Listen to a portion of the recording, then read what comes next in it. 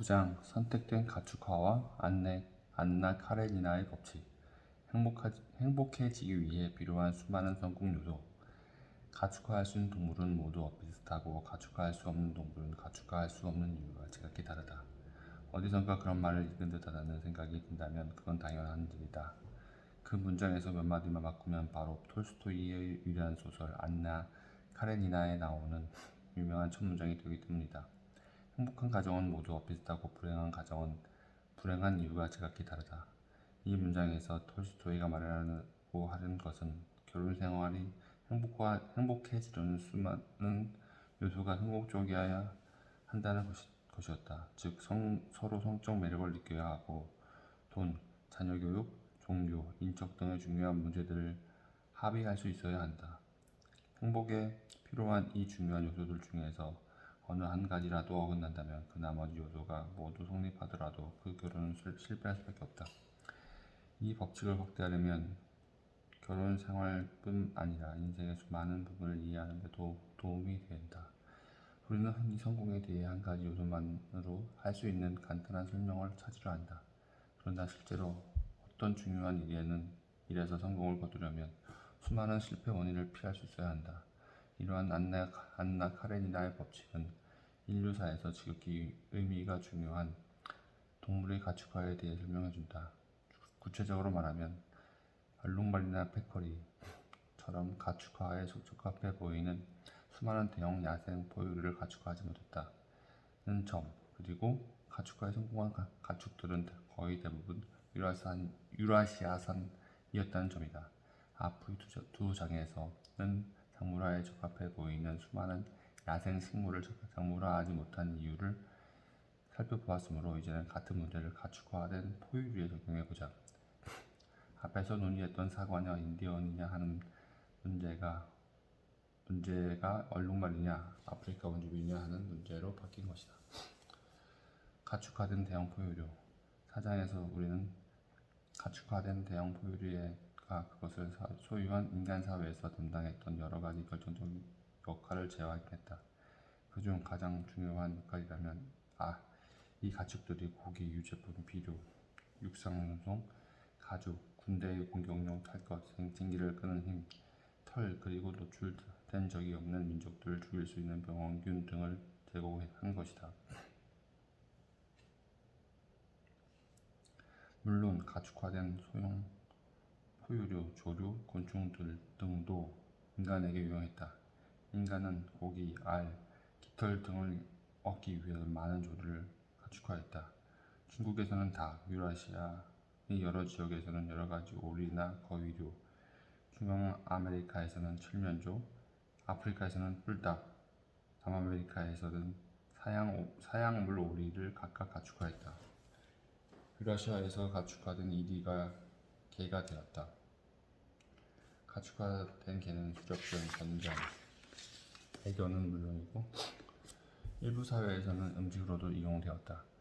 음식을 얻기 위해 가축화된 설치류의 소형 포유류에는 유럽의 토끼, 안데스의 피그, 서아프리카의 대형 쥐, 그리고 아마 카리브의 여러 섬의 후티아, 서인도 제도와 남아메리카의 식용쥐로 현재는 거의 멸종되었다.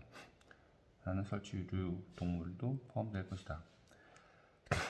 유럽에서는 흰 족제비를 가축화해 토끼 사냥에 이용했고 북아프리카의 서남아시아에서는 고양이를 가축화해 유해 설치류를 사냥했다. 그보다 최근에 와서 19세기나 20세기 가축화된 소형 포유류에는 모피를 얻기 위해 사육한 여우, 밍크, 친칠라, 애완견 햄스터 등이 있다. 심지어는 곤충까지 가축화되었다. 특히 유라시아의 꿀벌과 중국의 뇌나방은 각각 꿀과 비단을 얻기 위해 가축화되었다.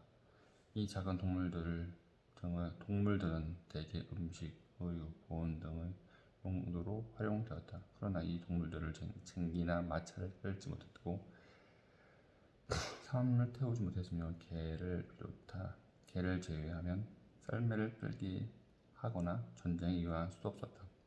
또 대형 포유류만큼 중요한 먹거리가 되지도 못했다. 그러므로 이 장에서는 대형 포유류만 다룬다. 고대에 가축화된 대형 초식동물. 가축화된 포유류의 중요성은 대형 육서 초식동물의 종수가 놀라울 만큼 적다는 사실에 비롯된다. 오직 육서 포유류만이 가축화되었다. 현대의 해양동물원 같은 시설이 발전하기 전까지는 수서 동물을 사육하거나 번식하기 어려웠다는 자명한 이유 때문이었다. 대형이라는 말은 체중 45kg 이상이라고 정의한다면 20세기 이전 가축화된 대형종은 모두 14종에 불과하다. 이 양, 염소, 소, 돼지, 말, 단복, 낙타, 쌍복, 낙타, 라마와 알파카, 당나귀, 순록, 물소, 약, 바리소, 가야. 이 고대 14종 중 9종은 지구상의 한정된 지역에서만 중요한 가축이 되었다. 단복 낙타, 쌍복 낙타, 라마와 알파카 동일한 조상종에서 파생된 별개의 품종, 당나귀, 술록, 물소, 야크, 반땡, 인도 들소 등이 그렇다. 전 세계에 두루 퍼져 중요한 가축이 된 것은 나머지 5종뿐이다. 이 주요 5종의 가축화된 포유류와 바로 소, 양, 염소, 돼지, 말이다. 물론 이 목록에서 빠진 것들도 눈에 띌 것이다. 한니발 군대가 알프스를 넘을 때 이용했던 아프리카 코끼리는 왜 빠졌나? 오늘날까지 동남아시아에서 사육동물로 이용되는 아시아 코끼리는, 그러나 내가 그 동물들을 잊어버린 건 아니며 여기서 한 가지 중요한 구별을 해둘 필요가 있다. 코끼리는 길들이기는 했지만 가축화되지는 못했다. 한니발의 코끼리도 현재 아시아의 사육 코끼리도 그렇다. 둘 다 야생 코끼리를 생포에 길들였을 뿐 감금 상태에서 번식시킨 것은 아니다. 그와 달리 가축화된 동물이란 인간이 번식과 먹이 공급을 통제하는 동물, 즉 감금 상태에서 인간의 용도에 맞도록 선택적으로 번식시켜 야생 조상으로부터 변화시킨 동물이라고 정의할 수 있다. 가축화에는 야생동물을 인간에게 더 유용한 동물로 개량화하는 과정이 포함되어야 한다. 진정한 가축은 여러 면에서 그 야생 조상과는 다르다. 차이점은 2가지 과정을 거쳐 만들어진다. 첫째로 동일한 종의 동물에서도 다른 개체보다 인간에게 더 유용한 개체를 선택하는 인위 선택. 둘째로 인위적인 환경은 야생 환경과 판이하므로 자연 선택의 효과도 다르게 작용하며, 이에 대해 동물들이 자동으로 나타나는 진화적 반응이 있다. 우리는 그 같은 내용이 식물의 작물화에도 적용된다는 것을 실장에서 이미 확인한 바 있다. 가축화된 동물이 그 야생 조상에서 분리되는 방식은 다음과 같다. 우선 크기가 달라진 종들이 많다. 소, 돼지, 양 등은 가축화 과정에서 더 작아졌으며 기니피그는 더 커졌다. 양이나 알파카는 속털은 보존되어 뻣뻣한 겉털은 줄이거나 없애는 방향으로 선택되었고, 소는 젖의 양을 늘리는 방향으로 선택되었다. 가축화된 동물들을 더러 두뇌가 작아지고 감각기관이 덜 발달되기도 했다. 야생 포식자들에게서 도망쳐야 했던 조상들과 달리 큰 두뇌나 발달된 감각기관이 필요 없어졌기 때문이다. 가축화 과정에서 생긴 변화를 제대로 이해하기 위해 가축화된 개의 야생 조상인 이리와 수많은 개의 품종을 비교해보자. 그레이트 데인 같은 개들은 이리보다 훨씬 크고, 패키니즈 같은 개들은 훨씬 작다. 또 그레이 하운드 같은 개들은 날씬해서 경주에 알맞은 체격이고, 닥스훈트 같은 개들은 다리가 짧아서 경주에는 전혀 쓸모가 없다. 개들은 털의 모양이나 색도 서로 다 크게 다르고, 어떤 개들은 아예 털이 없어졌다. 폴리네시아인과 아즈텍인은 먹기 위해 기르는 품종도 개발했다. 이러한 사실을 전혀 모르는 사람이 닥턴수와 이리를 비교해 본다면 전자가 후자에서 파생되었다는 짐작조차 할 수 없을 것이다. 고대 대형 포유류 14종이 유라시아에 집중된 이유. 고대 14종의 야생 조상들은 지구상에 고르게 분포되어 있지 않았다. 남아메리카에는 한 종밖에 없었다. 그 조상 동물에서 나온 것이 라마와 알파카다. 북아메리카, 오스트레일리아, 사하라 이남 아프리카에는 단 한 종도 없었다. 특히 사하라 이남 아프리카에 가축화된 토종 포유류가 없었다는 것은 놀라운 사실이다. 오늘날 많은 관광객이 아프리카를 찾는 이유가 그곳의 야생 포유류가 풍부하고 다양하기 때문인데 말이다.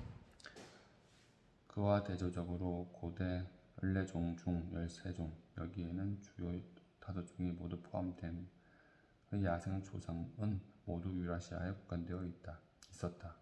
여기서도 그렇지만 이 책 대부분 다른 부분에서도 유라시아라는 용어에 북아프리카를 포함시키는 경우가 더러 있다. 북아프리카는 생태 지리학적으로 그렇거니와 인류 문화의 많은 측면에서도 사하라 이남 아프리카보다는 유라시아에 더 가깝기 때문이다. 물론 이 13종의 야생 조상이 모두 유라시아 전역에 존재했던 것은 아니다. 13종이 모두 있었던 지역은 한 군데도 없고 어떤 야생 조상은 매우 국지적이었다. 가령 야크는 티베트와 인근 고지대에서만 야생 생태로 분포했다.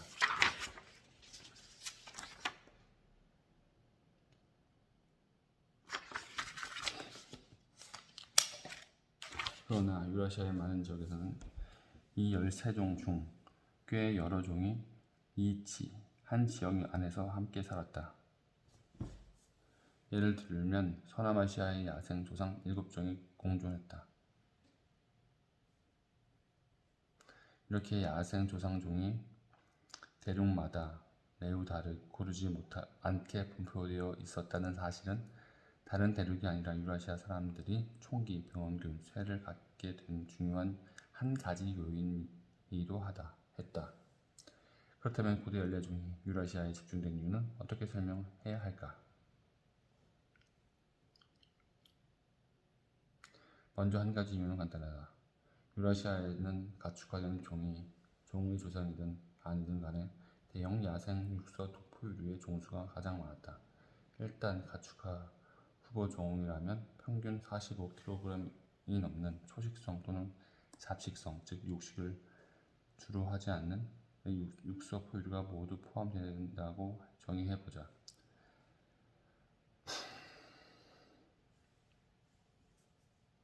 도표 9-1을 보면 후보종 수는 유라시아에서 가장 많아서 자그마치 75종이나 된다. 이곳은 다른 72종이나 된다. 이곳은 다른 여러 부류의 동식물도 가장 다양한 편이다. 그것은 유라시아가 세계에서 가장 넓은 땅덩어리이기 때문이다.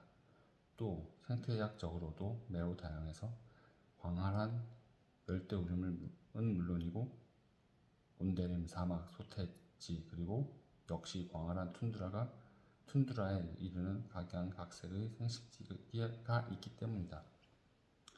사하라 이남 아프리카에는 그보다 적은 50종 혹은 종이 있다. 다른 부류의 동식물도 역시 유라시아보다는 다양하지 않은 편이다. 유라시아보다 면적도 좁고 생태학적으로도 덜 다양하기 때문이다. 아프리카의 열대우림은 동남아시아보다 적다. 남북위 37도 바깥에는 온대성 생식지가 전혀 없다. 일장에서 논의했듯이 남북아메리카에는 원래 아프리카와 거의 맞먹을 만큼 후보종이 많았지만 이들 대형 야생 포유류는 약 13,000년 전에 대부분 멸종되었다. 그 중에는 만약 살아남았다면 가축화되었을 가능성이 높은 동물들, 즉 여러 종의 말이나 낙타들도 대부분 포함되어 있었다. 가장 작고 가장 고립된 대륙인 오스트레일리아의 경우 어느 시점에서 보더라도 유라시아, 아프리카, 남아메리카보다는 훨씬 적은 수의 대형 야생 포유류가 존재했다. 그리고 얼마 되지 않은 이 후보 종들마저도 남북 아메리카에서와 같이 오스트레일리아에서도 인간이 처음 살기 시작하던 무렵의 붉은 캥거루만 남고 모두 멸종되었다. 그러므로 대형 포유류가 주로 유라시아에서 가축화된 까닭을 설명한다면 후보종에 해당하는 야생 포유류가 애당초 그 대륙에 가장 많았고 지난 4만 년 동안 멸종된 후보종은 가장 적었다는 사실도 하나의 이유가 될 것이다. 그러나 도표 9-2에 표시된 숫자들을 살펴보면 그러한 설명이 전부는 아니라는 것을 알 수 있다. 후보종이 실제로 가축화된 비율도 유라시아에서 가장 높았고 사하라 이남 아프리카에서는 유난히 낮았다.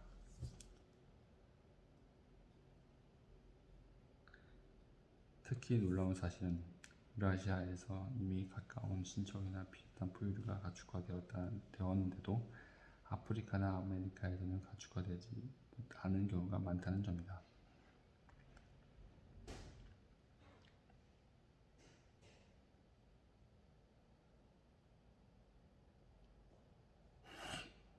어째서 유라시아의 말은 가축화되고 아프리카의 얼룩말은 그렇지 못했을까?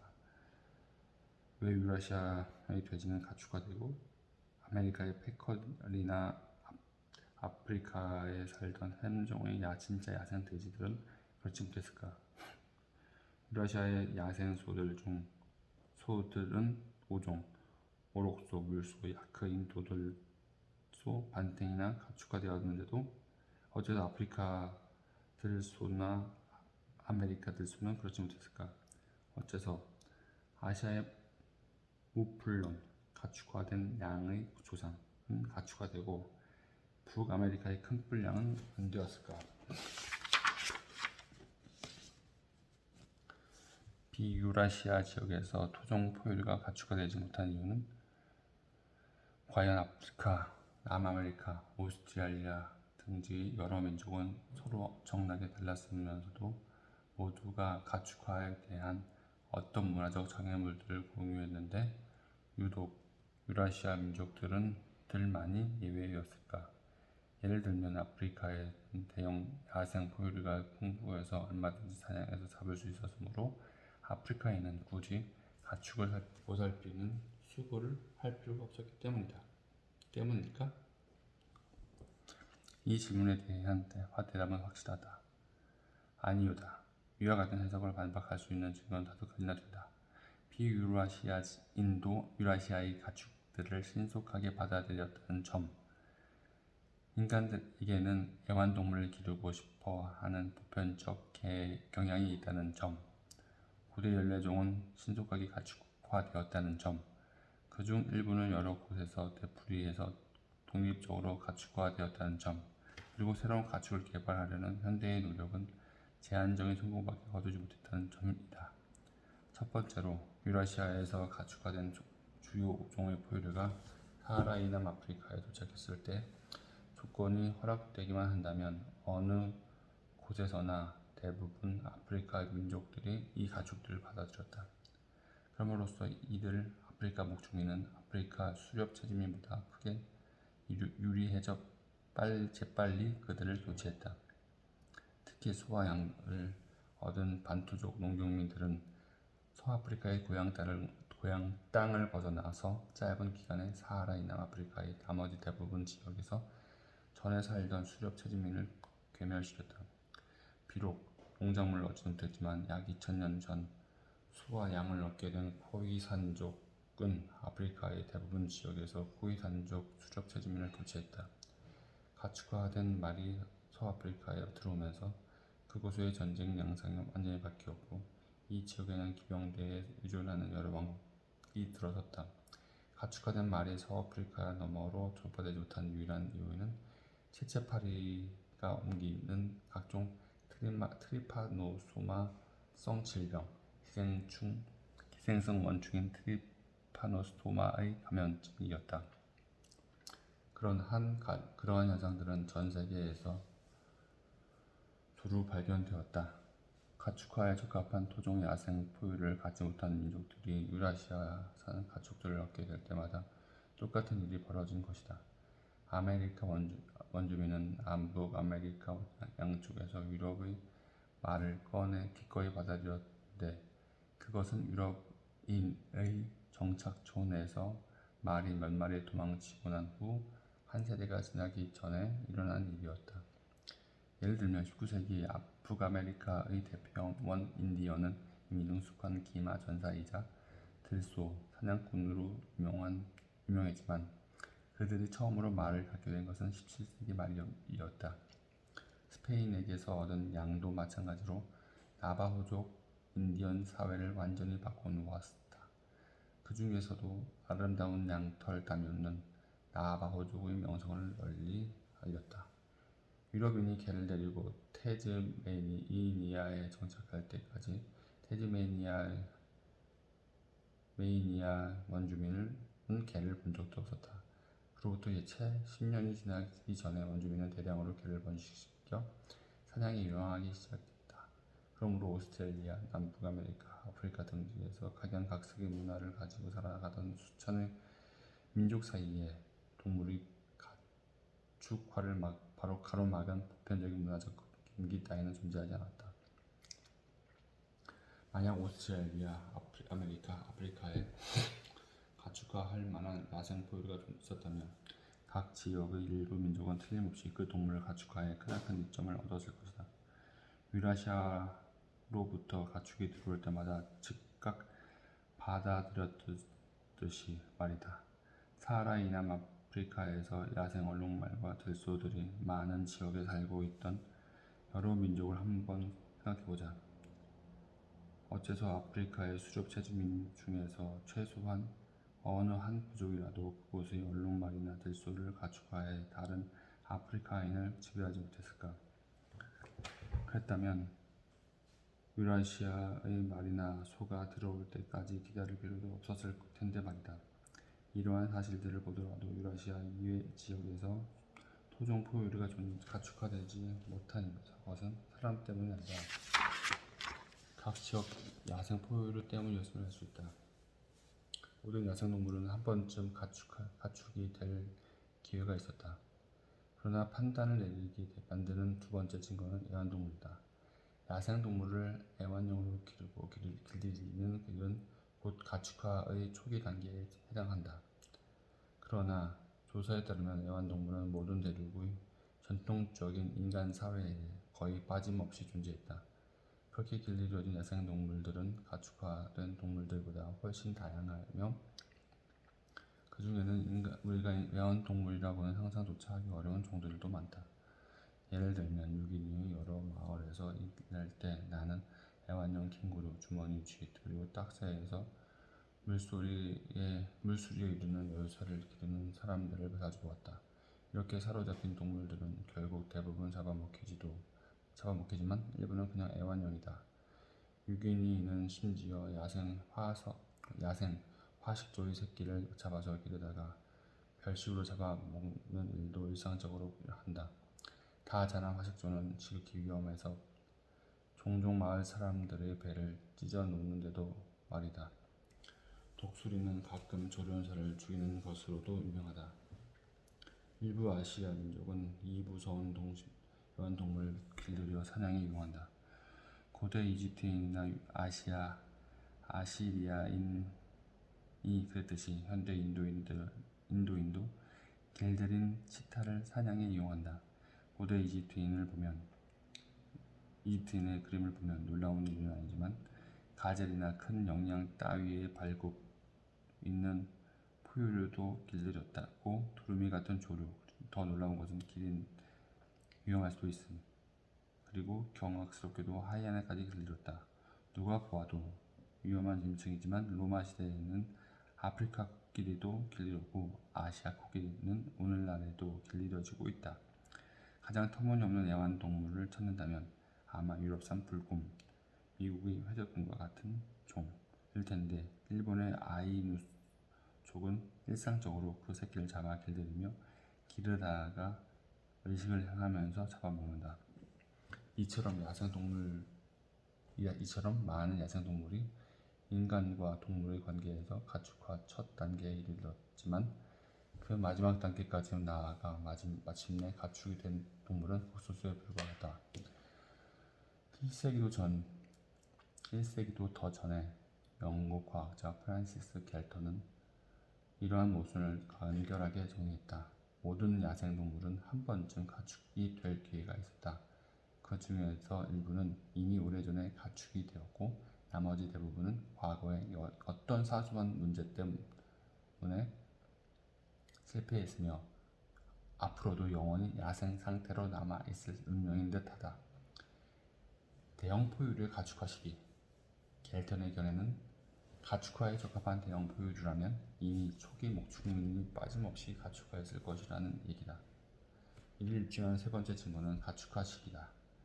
우리가 고고학적 증거를 바탕으로 가축화 시기를 알고 있는 동물은 모두 BC 8000년에서 BC 2500년경에 가축화되었다. 최종 빙하기가 끝나고 정주형 농경 목축 사회가 생겨난 후 처음 몇천 년 동안 일어난 일이었다. 도표 9-3에 요약되어 있듯이 대형 포유류를 가축화된 시대는 양, 염소, 돼지로 시작해 낙타류로 끝을 맺었다.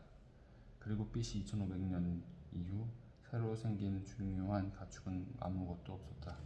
물론 BC 2500년보다 한참 뒤 처음으로 가축화된 소형 포유류도 있지는 않다.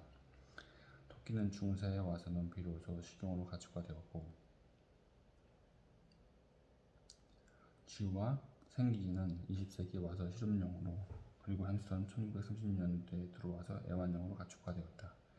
이렇게 소형 포유류의 가축화가 계속 진행되는 것은 놀라운 일도 아니다. 야생 상태의 후보종이 수천 종이나 있고 그 동물들은 전통 사회에서는 굳이 키울 만한 가치가 없었기 때문이다. 그러나 사실상 대형 포유류의 가축화는 4500년 전에 이미 끝났다. 그때까지 148종에 달하는 전 세계 대형 후보종은 모두 무수한 실험을 거쳤을 텐데 그중 몇 종만 시험을 통과했고 나머지는 다 가축화에 부적합했을 것이다. 일부 포유류나 다른 포유류보다 훨씬 적합하다는 것을 뒷받침하는 네 번째 증거는 동일한 종이 연겁 후 독립적으로 가축화되었다는 사실이다. 우리는 최근에 와서야 비로소 미토콘드리아 DNA의 유전형질을 연구할 수 있었다. 이미 오래전부터 추측한 것처럼 혹이 있는 인도소나 혹이 없는 유럽소는 수십만 년 전 하나의 야생조상에서 분리된 두 종의 소에서 나왔다는 사실이 유전적으로 밝혀졌다. 다시 말해 인도인은 야생 오록소의 인도산 아종을 가축화했고 서남아시아산 아종을 독립적으로 가축화했는지도 모른다. 또 어쩌면 북아프리카 인도, 아프리카산 오록수를 독립적으로 가축화했는지도 모른다. 마찬가지로 1위는 남북 아메리카에서 독립적으로 가축화되어 개가 되었지만 이미 중국과 서남아시아를 비롯한 유라시아 여러 지역에서도 그랬을 것이다. 현대의 돼지는 중국과 서유라시아에서 각각 독립적으로 가축화되었지만 그 밖의 몇몇 지역도 가능성이 있다. 이러한 사례들을 곧 가축화에 적합한 야생동물 몇 종이 한꺼번에 다수 인간 사회로부터 주목되었다는 것을 보여준다. 가축화에서 극복할 수 없는 장애 요인.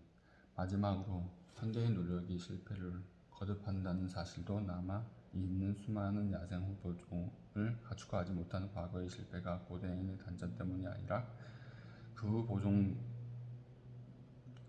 단점 때문이었음을 입증하는 또 하나의 증거다.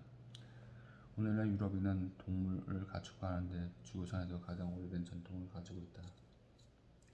지구부터 약 1만 년 전 서남아시아에서 처음으로 가축화가 시작되었기 때문이다. 15세기부터 그러한 유럽인이 전 세계로 퍼져나갔고 그들은 유럽에서 볼 수 없는 야생 포유류를 많이 발견했다. 나는 유기니에서도 애완용 캥거루나 주머니 쥐를 기르는 유럽인을 가끔 만났다. 그렇게 유럽인 정착민들도 토착민들과 똑같이 각 지역의 수많은 토종 포유류를 길들이거나 애완동물로 살았다. 더구나 유럽에서 다른 대륙으로 이주한 목축민이나 영국민들은 그 지역의 토종 동식물을 가축화, 작물화하려고 본격적인 노력을 기울였다. 19세기와 20세기에 와서 적어도 6종의 대형 포유류, 즉 일란드 양양, 엘크, 북유럽 아시아산이며 현존 사슴 중 가장 크다. 말코 손바닥 사슴, 사양소, 얼룩말, 아메리카 들소는 그것들을 가축화하기 위해 현대과학으로 무장한 동물 품종 개량자와 유전학자가 총동원되어 각별히 조직적인 사업을 펼치기도 했다. 아프리카에서 가장 큰 영양인 일란드 영양의 경우 우크라이나의 아스카니아 노바 동물원을 비롯해 영국, 케냐, 짐바브웨이, 남아프리카 공화국 등지에서도 고기의 질을 높이고 저의 양을 늘리는 방향으로 선택 과정이 진행되었다. 스코틀랜드 에버튼에 있는 로웨이트 연구소에서는 실험 목장에서 엘크, 영국식 명칭으로부터 붉은 사슴들을 키운다. 그리고 러시아의 페체로 일리치 국립공원에서는 말코 손바닥 사슴을 사육하는 실험 목장을 운영하고 있다. 그러나 이 같은 현대의 노력은 매우 제한적인 성공을 거두었을 뿐이다. 물론 미국의 슈퍼마켓에서 가끔 들소 고기가 등장할 때도 있고 스웨덴이나 러시아에서는 말코 손바닥 사슴을 타고 다니거나 젖을 짜거나 썰매를 끌게 하는 일도 없지는 않지만 그러한 온갖 노력에도 많은 목장주가 관심을 둘 만큼 그 동물들의 경제적 가치가 올라가지는 않았다. 특히 놀라운 것은 최근 아프리카에서 일란드 영양을 가축화려고 했던 몇 가지 시도마저도 인기를 끌지 못했다는 점이다. 일란드 영양은 이미 아프리카의 질병에 대한 저항력과 기후에 대한 내성이 있으므로 아프리카의 풍토병에 잘 걸리는 유럽산 야생동물보다 훨씬 유리할 텐데도 말이다. 아무튼 수천 년 동안 후보종들을 접할 수 있었던 토착 목축민도 현대 유전학자들도 최소한 4,500년 전에 이미 가축화된 고대 14종 이외의 다른 대형 포유류를 유용한 가축으로 만드는 일에 성공하지 못했다. 그러나 오늘날 과학자들이 정말 원하기만 한다면 틀림없이 가축화 정의에서 번식과 먹이, 공급, 통제라는 부분을 많은 동물에게서 충족할 수 있을 것이다. 예를 들면 샌디에이고와 로스앤젤레스의 동물원들은 마지막으로 살아남은 캘리포니아산 콘도리아들에 대해 그 어느 가축화된 동물보다도 더 엄격하게 번식은 통제하고 있다. 각각의 콘도르는 모두 유전적으로 분석되었고 인간의 목적, 이 경우에는 유전적 다양성을 극대화해 멸종 위기에 처한 이 새를 보존하는 것을 달성하기 위해 어떤 수컷을 어떤 암컷과 짝지어야 할지 컴퓨터 프로그램이 결정한다. 동물원들은 그 밖에도 콜라나 코뿔소 등 멸종 위기에 처한 많은 종에 대해 그와 유사한 번식 계획을 실행하고 있다. 그러나 여러 동물원에서 캘리포니아산 콘도르들을 이렇게 엄밀하게 선택하는 데에도 경제적으로 유용한 결과가 나올 전망은 전혀 없다.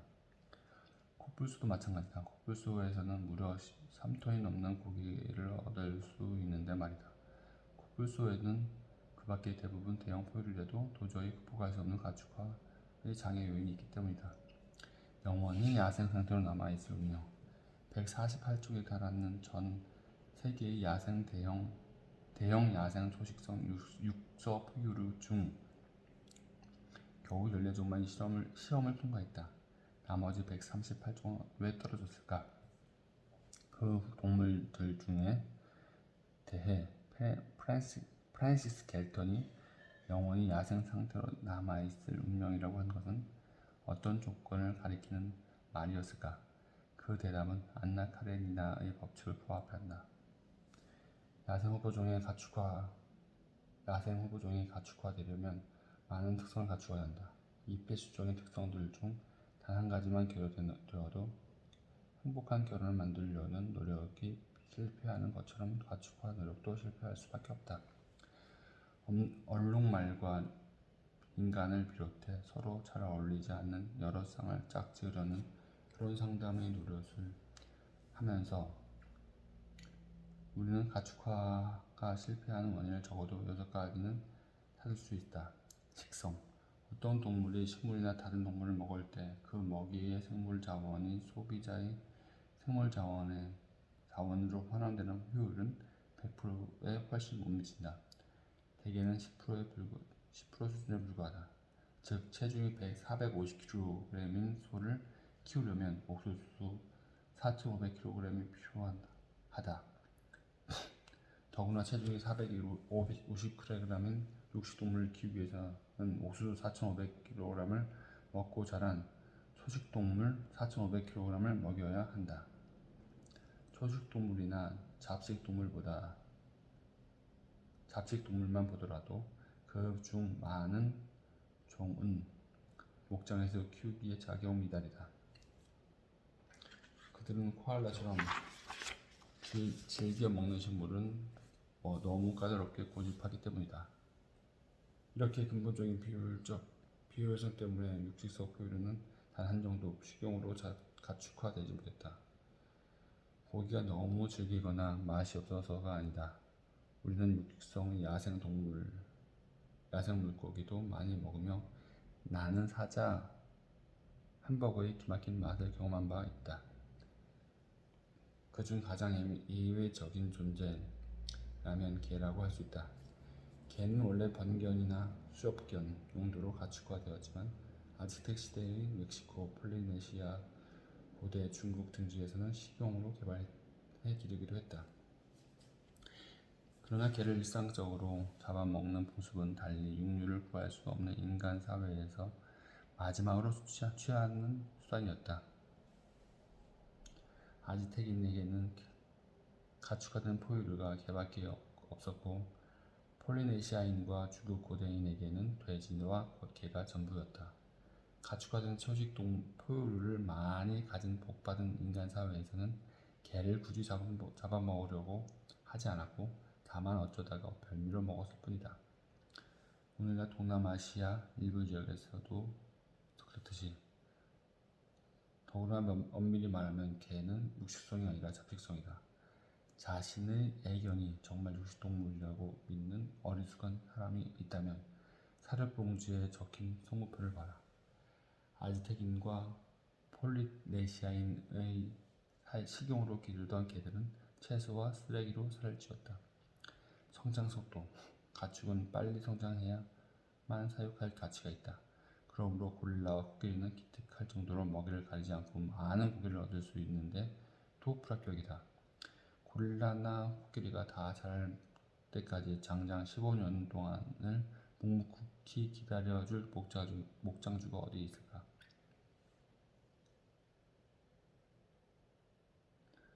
현대인의 아시아인이 사육한 코끼리를 얻고자 할 때에도 차라리 야생 상태로 사로잡아 길들이는 편이 훨씬 싸게 먹힌다.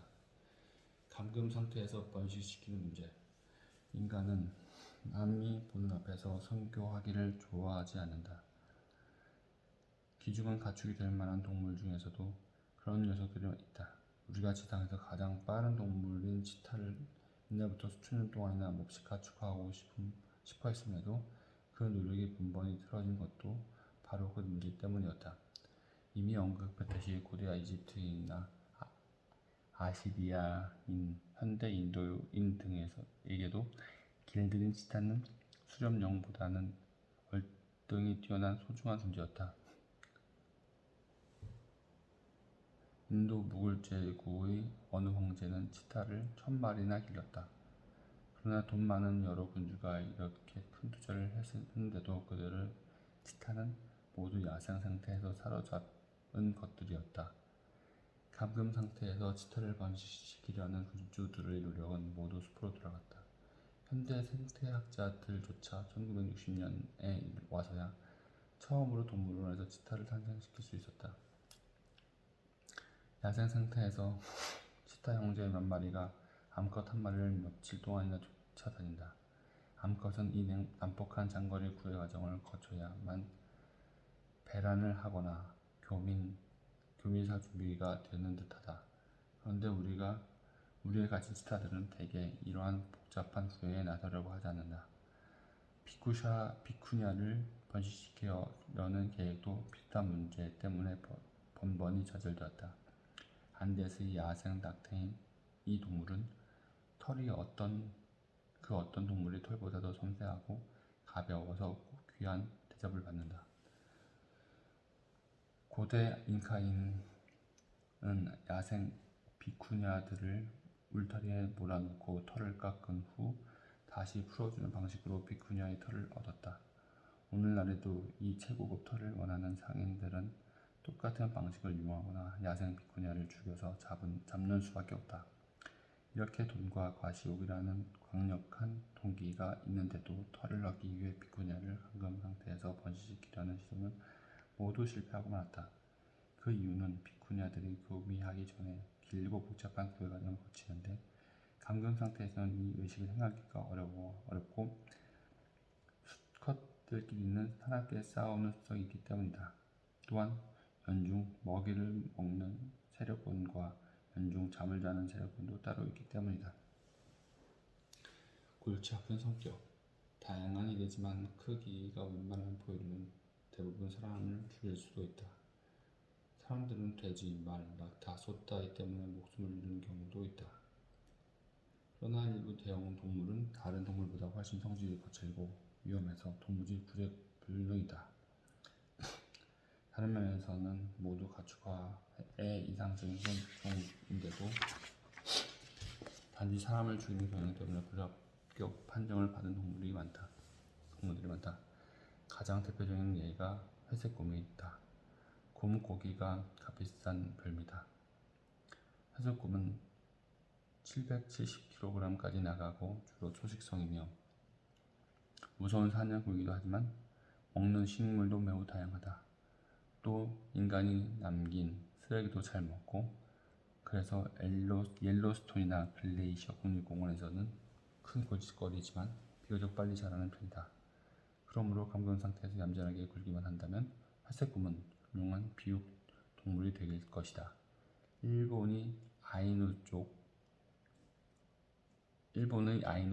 의식의 일종으로 회색곰 새끼를 일상적으로 길렀으므로 그러한 실험을 해본 셈이다. 그러나 아이누족도 새끼가 1살가량 되었을 때 잡아먹는 편이 현명하다는 것을 알고 있었다. 그 이유는 충분히 짐작할 만하다. 회색곰을 그 이상 기르는 것은 자살의 행위이기 때문이다. 다 자라나서도 길이 들어 얌전한 회색곰은 본 적이 없었던 것이다. 다른 면에서는 적합한 hun포종인데도 역시 불합격 판정을 받은 또 하나의 동물은 아프리카 들소들이다. 아프리카 들소는 빨리 성장해 금방 1톤이 넘고 우열위계가 잘 발달된 무리를 이루어 산다. 이 특성의 이점은 뒤에서 다시 설명하겠지만 아무튼 문제는 아프리카 들소는 아프리카에서 가장 위험하고 예측할 수 없는 대형 포유류로 간주된다는 것이다. 이들은 가축화하려고 했던 밀치광이들은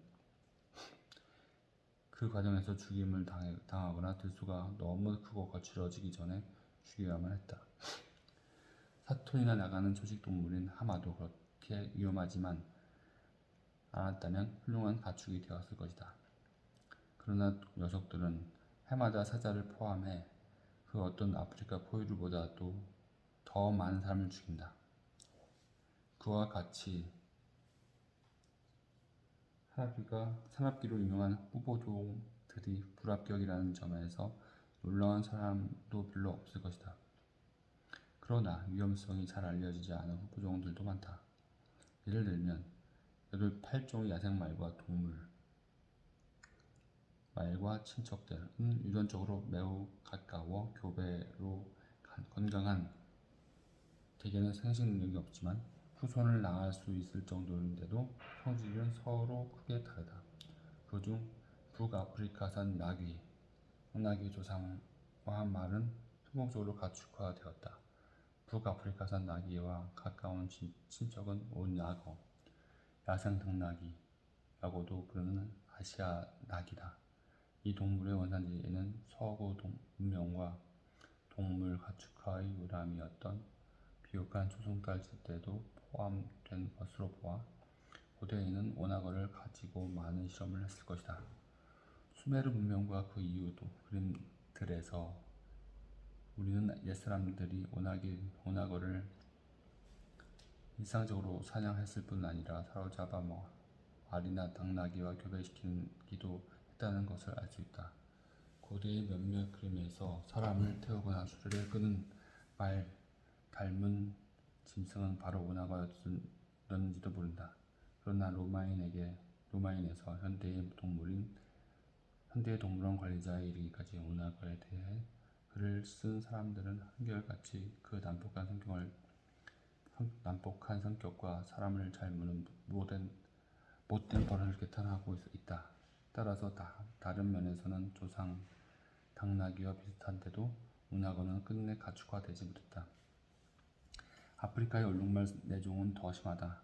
이 내종을 가축화하려는 노력은 수레를 끌게 하는 데까지 진행되었다. 19세기 남아프리카 공화국에서도 짐을 옮길 때 이용했고, 괴짜였던 월터 로차일드 같은 경우는 얼룩말이 끄는 마차를 타고 런던 시가지를 누비기도 했다. 그러나 안타깝게도 얼룩말은 나이가 들면서 점점 걷잡을 수 없을 정도로 위험해진다. 물론 말 중에서 성질 못된 녀석들이 없지는 않지만 얼룩말이나 오나거는 대부분 그렇다. 얼룩말은 사람을 꽉 물고 악착하게 놓지 않는 좋지 않은 버릇이 있다.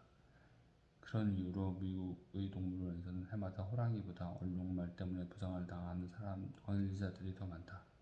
그리고 얼룩말은 설령 말에서 밧줄 던지는 로데오 경기에서 우승한 카우보이라 해도 밧줄 던져서 잡기가 거의 불가능하다.